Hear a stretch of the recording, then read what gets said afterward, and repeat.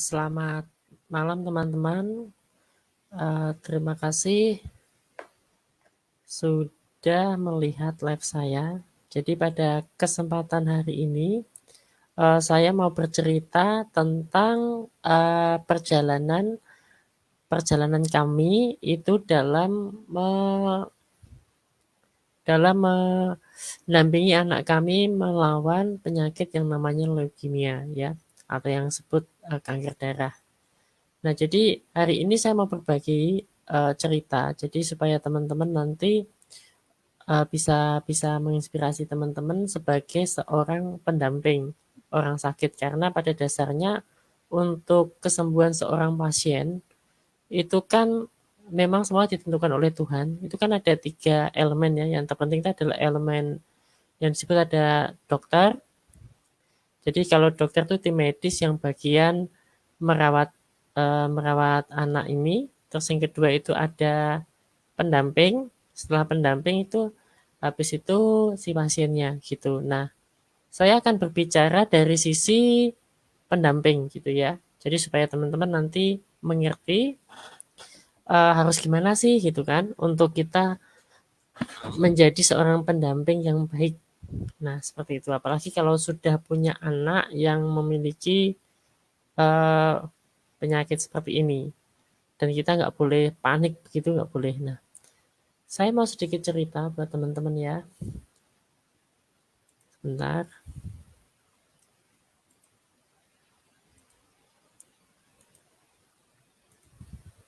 Nah, ini eh nah ini ya. Jadi ini anak saya yang bernama Elzio Matthew Arjuna Guntari. Ini adalah salah satu anak kami kedua. Itu kami menunggu anak ini itu sekitar 9 tahun. Jadi saya punya anak pertama itu untuk memutuskan waktu itu kita hanya memiliki satu anak gitu ya. Tapi lama-kelamaan, oh kita harus punya anak gitu ya yang kedua. Nah, kami menunggu kelahiran anak ini itu sekitar 9 tahun di keluarga kami. Dan ini sangat luar biasa ya, ganteng gitu kan ya. Terus yang kedua, nah terus, sorry. Nah ini kami foto keluarga. Ini letaknya pada akhir tahun pada saat itu. Dan akhir tahun 2020 ya tentunya kita foto bareng-bareng. Ini anak pertama saya. Terus yang kedua ini ada LZU ini yang hari ini divonis leukemia. Dan ini istri saya. Nah ini pada saat kondisi anak kami sehat, ini seperti ini. Pada waktu itu belum tahu dia ini memiliki penyakit leukemia. Nah, sebelum dia itu memiliki penyakit leukemia, teman-teman, itu pada awal Januari. Jadi pada saat awal Januari itu sudah menunjukkan indikasi leukemia. Jadi tiba-tiba itu berat badannya nggak bisa naik. Padahal pada saat itu kita timbangkan di posyandu, kita sempat agak ini ya agak gimana gitu karena akan dicap eh, nggak naik gitu loh, kayak gizi buruk. Jadi kita sampai beli beberapa vitamin untuk nafsu makan dan sebagainya dan makannya banyak, tapi berat badannya itu nggak bisa naik. Naik itu cuma setengah kilo atau 1 kilo. Habis itu nanti kalau dia sakit sedikit batuk atau apa itu langsung turun sampai 1,5 kilo. Jadi berat badannya itu nggak lebih dari 11 kilo. Nah terus tiba-tiba anak kami itu sering ada lebam di kakinya seperti orang yang ketatap gosong gitu loh ya. Jadi kakinya itu kayak gosong-gosong tiba-tiba kayak seperti dicubit atau seperti dia jatuh tapi nggak pernah jatuh. Nah kita kan bingung. Ini kenapa terus pada akhir Mei? Jadi pada akhir Mei itu anak kami panas, panas dingin. Terus kami sebelum datang ke dokter mau konsul, biasanya kan 3 hari kan kita kasih obat jalan seperti paracetamol dan sebagainya untuk penurun panas. Nah, terus di hari ketiga keempat itu saya labkan. Jadi saya labkan darahnya, saya nggak periksakan ke dokter, tapi saya labkan dulu. Nah, hasil labnya itu saya foto Terus saya konsulkan ke teman saya Dokter Ardan pada saat itu, terus saya masukkan juga di dokter spesialis anak langganan kami. Nah, terus disuruh rawat inap karena didiagnosa itu dia memiliki terkena demam berdarah. Jadi dirawat selama 6 hari. Di 6 hari itu, nah tiba-tiba setelah 6 hari dia sembuh ya dari eh, demam berdarah. Padahal itu adalah leukemia, tapi dokternya juga belum tahu pada waktu itu. Jadi dirawat secara demam berdarah. Terus 3 minggu ya, sekitar 24 hari di rumah, sudah dinyatakan sembuh. Itu dia kambuh lagi panas dingin, saya minumi obat lagi 3 kali. Terus habis itu saya labkan kembali, ternyata anak kami ini DB lagi. Jadi leukositnya itu tinggi, HB-nya rendah, jadi butuh transfusi darah. Jadi pada saat butuh transfusi darah itu dia harus dirawat inap juga. Terus setelah kita transfusi, di lab lagi setelah 1 hari, dokternya mulai curiga, ini bukan DB kayak gitu dokternya pada saat itu. Oke, diambil darahnya, terus dilabkan kembali, besok saya kabari. Nah, pada saat mau dikabari itu teman-teman, istri saya dan saya itu browsing-browsing ya. Jadi browsing-browsing posisi di rumah sakit. Jadi pada saat di rumah sakit itu di daerah Pare Rumah Sakit Kasih Bunda itu yang nunggu hanya 1 orang. Jadi nggak boleh lebih 2 orang. Jadi kalau mau ngirim apa-apa, misalnya mau ngirim mainan, makanan, itu harus lewat satpam. Nggak bisa orang lain masuk, dan masuk pun harus dirawat di rumah sakit itu harus harus swab antigen gitu kan. Nah, nah di situ sudah seperti itu, terus kita browsing-browsing, ini sepertinya kok gejala leukemia kalau di internet kayak gitu.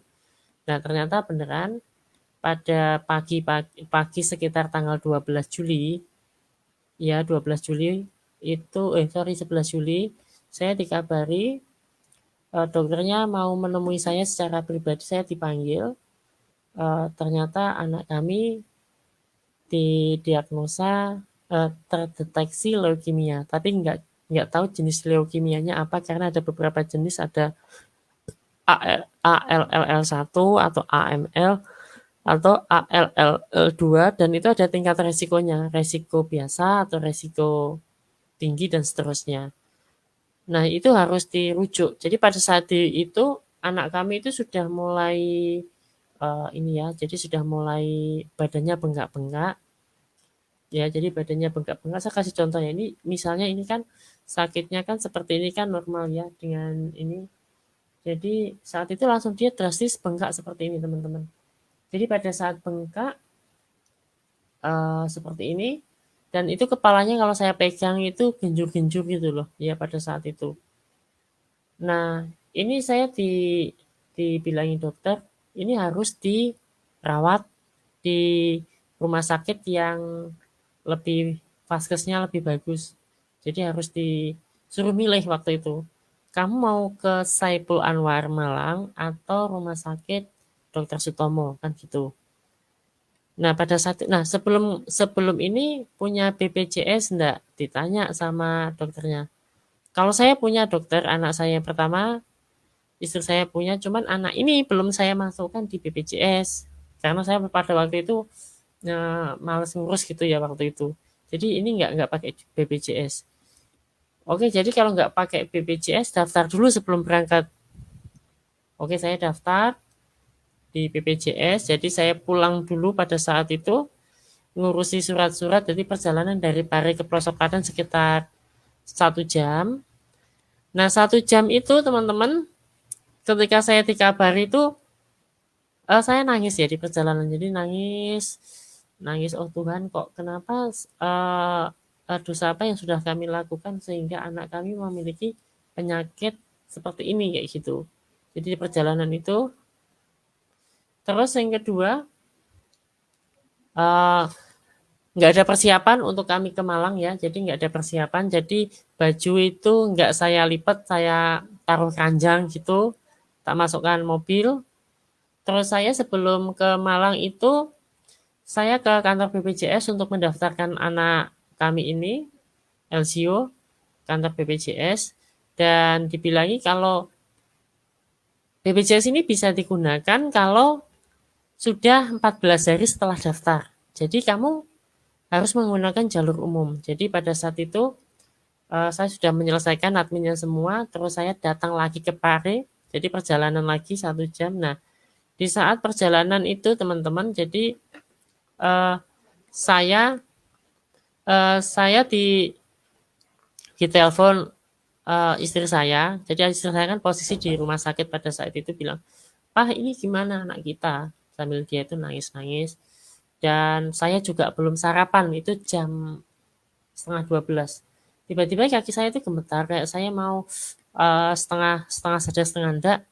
Dan saya itu berdoa. Jadi saya masih ingat uh, ayat Alkitab yang agama saya di Alkitab itu di kitab Matius 11 ayat 28 sampai 29 ini, itu ini yang saya imani pada saat itu karena saya sudah nggak tahu mau gimana lagi gitu kan.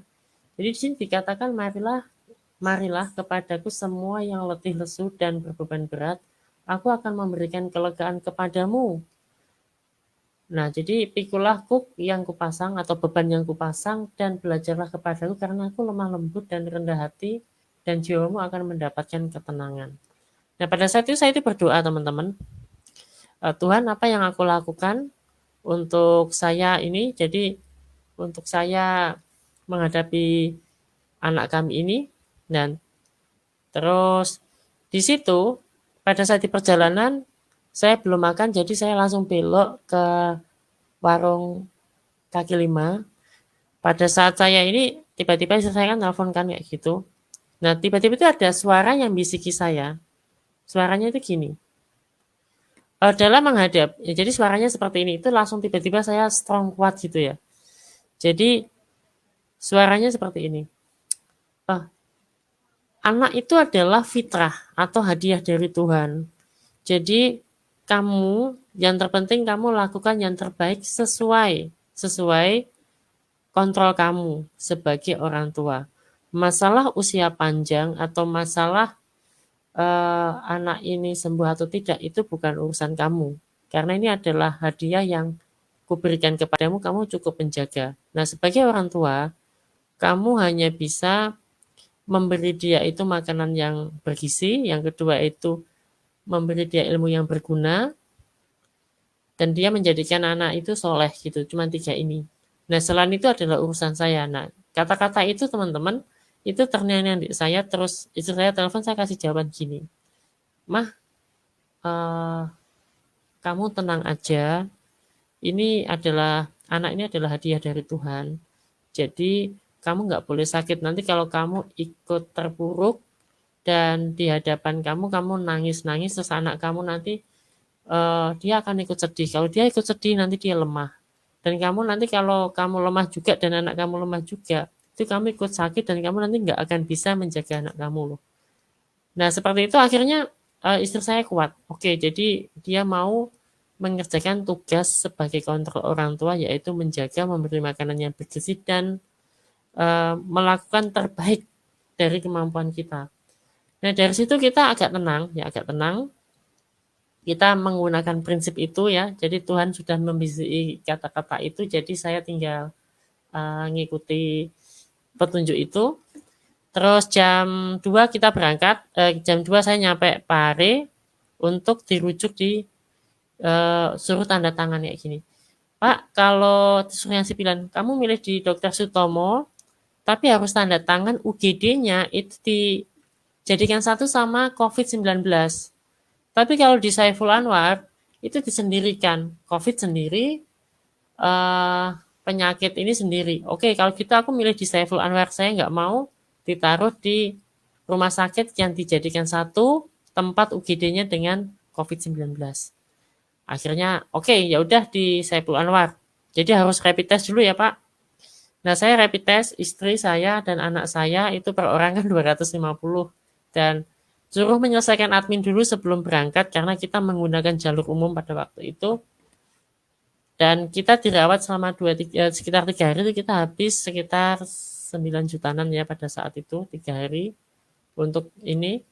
Nah, terus harus menggunakan ambulan dan didampingi dua suster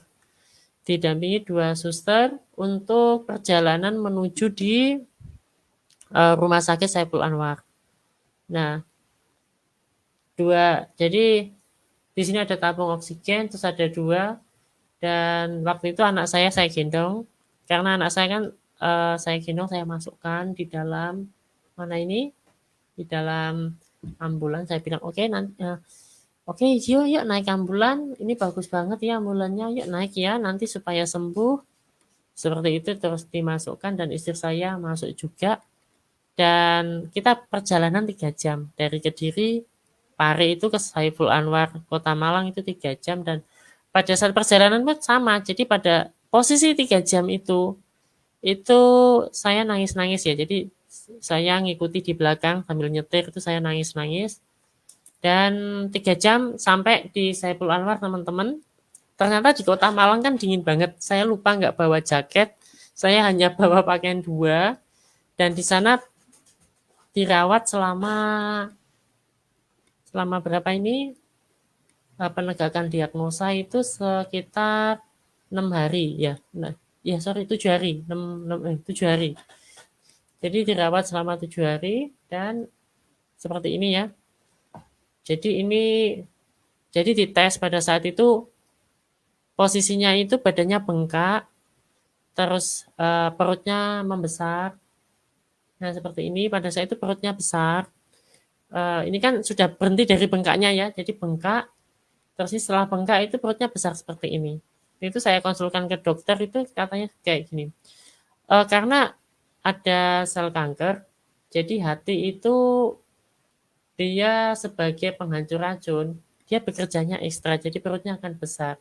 Jadi harus dikasih ini. Dan waktu itu posisinya telinganya itu, gendang telinganya sampai pecah karena posisi suhu badannya naik, sehingga ini harus dipanggil di dokter THT juga. Jadi itu perawatannya ekstra banget untuk penegakan diagnosa, dilihat jantungnya, direkam jantung.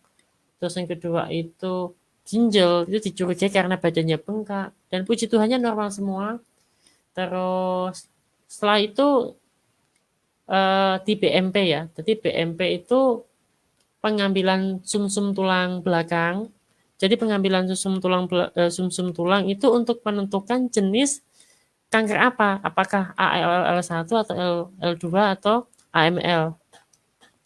Jadi pada saat di posisi diambil sumsum tulangnya itu, anaknya itu harus dibius karena dimasuki jarum kayak jarum goni, tahu ya teman-teman. Jadi jarumnya itu gede banget. Terus nanti ditusukkan sampai bunyinya klok di tulangnya itu, terus disedot sumsumnya tulang itu set, habis itu di lab. Dan itu anaknya pasti akan nyeri selama 2 hari. Kadang nggak bisa jalan selama 2 hari. Dan itu ternyata anak saya jenis kankernya itu ALL2 leukemia resiko biasa ya. Jadi nggak sampai resiko tinggi, jadi resiko biasa. Dan waktu itu setelah pemulihan ya, jadi setelah pemulihan di situ anak saya harus transfusi darah karena sumsum tulang belakangnya itu nggak bisa memproduksi sel darah merah. Jadi harus dibantu sekitar kita menghabiskan 6 kantong darah ya. Jadi 6 kantong dipare habis 2, jadi total 9 kantong darah yang harus di transfusikan ke anak kami. Nah, di situ sempat kehabisan apa ini namanya darah di daerah Malang untuk darah O. Nah, kebetulan darah saya A, istri saya itu O, dan papaku itu kan O juga. Jadi untuk mendapatkan darah O ini bapakku itu sampai berangkat dari Kalimantan ke Saiful Anwar untuk nyumbang darah anak saya ini supaya survive. Dan di situ harus transfusi albumin. Jadi albumin itu kayak kayak gegana ya, gegana atau tentara tentara tubuh kita supaya kalau kemasuki racun itu dia bisa ini kayak gitu. Itu habis sampai tiga botol ya pada saat itu.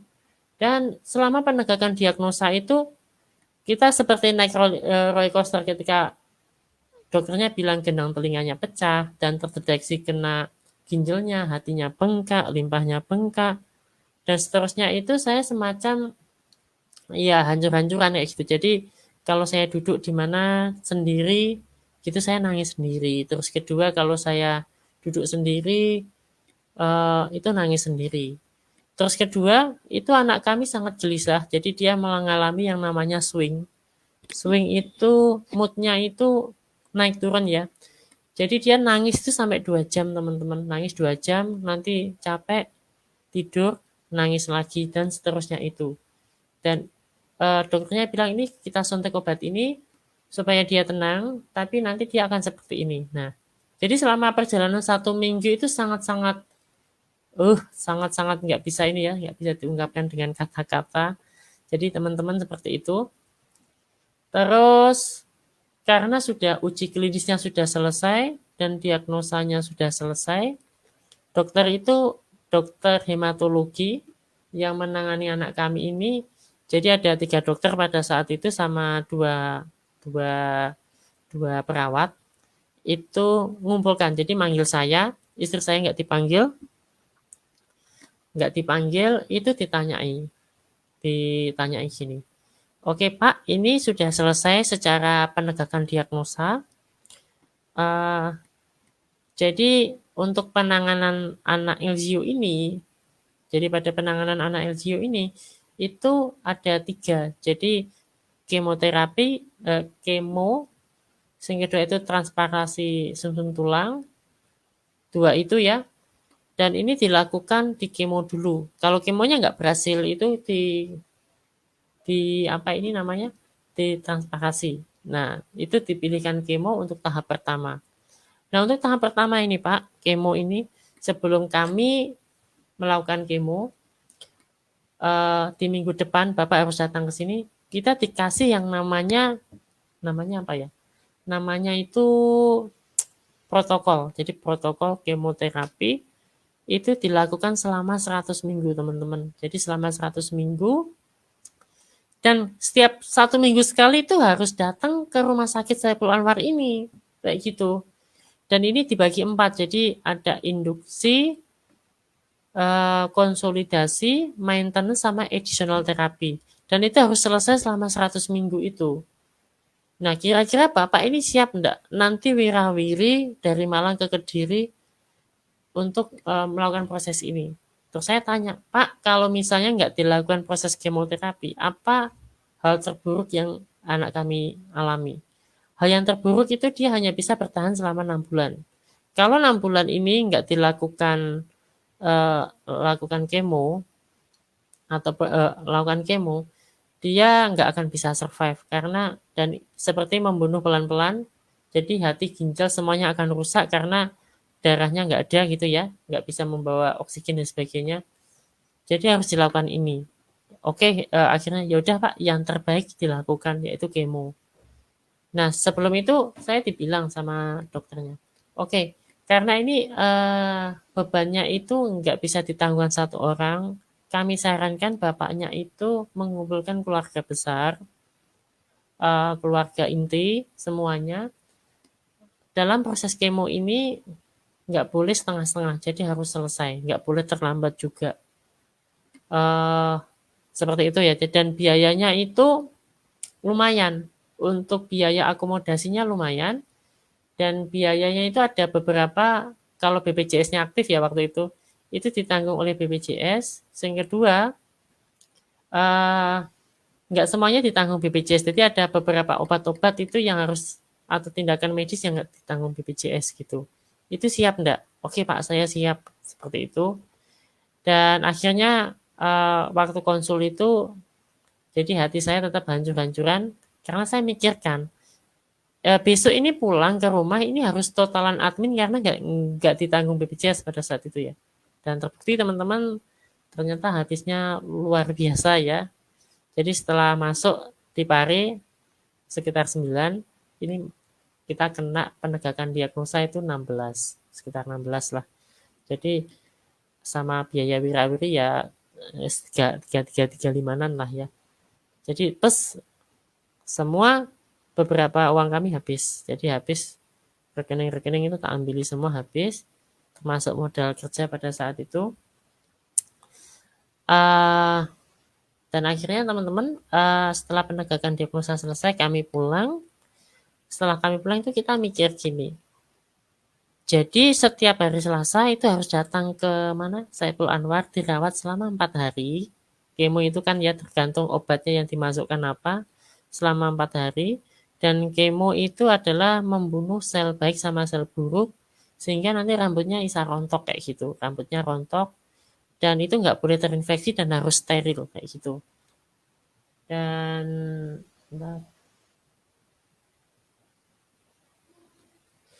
harus steril gitu ya. Sorry teman.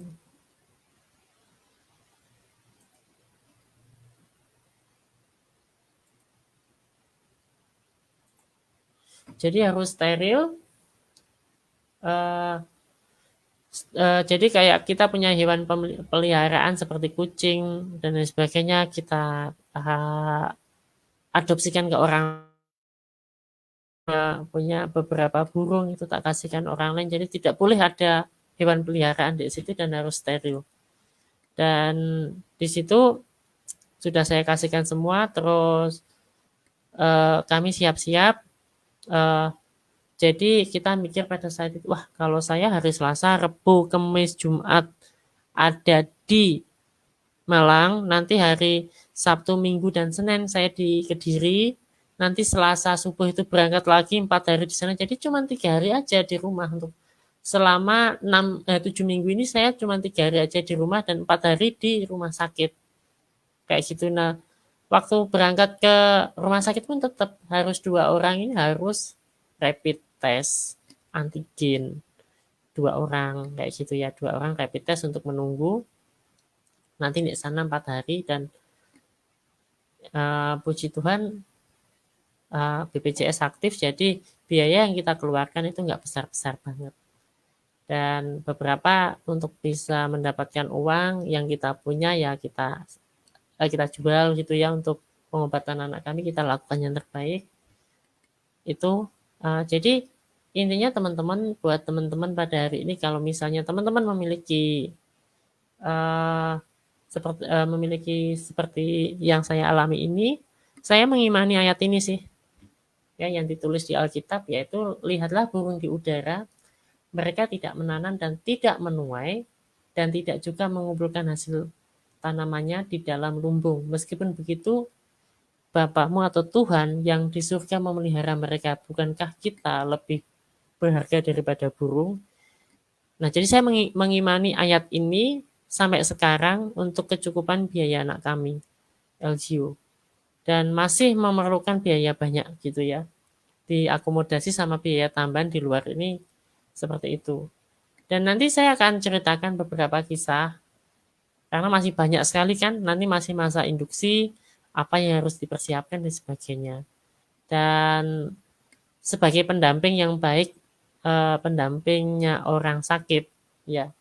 Jadi seperti itu. Yang terpenting kamu lakukan yang terbaik sesuai porsimu ya, lakukan yang terbaik. Punya apa? Ya yes, jual aja nggak apa-apa, yang penting ini sembuh dulu.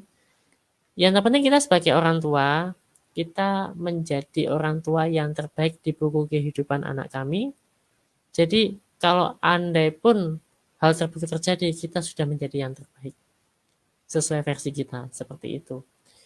Nah, saya cuma ngasih pesan buat teman-teman, masalah umur panjang atau rezeki itu tergantung kepada Tuhan ya. Jadi yang terpenting kita jadi burung aja, walaupun kita nggak nanam ya kita gerak terus.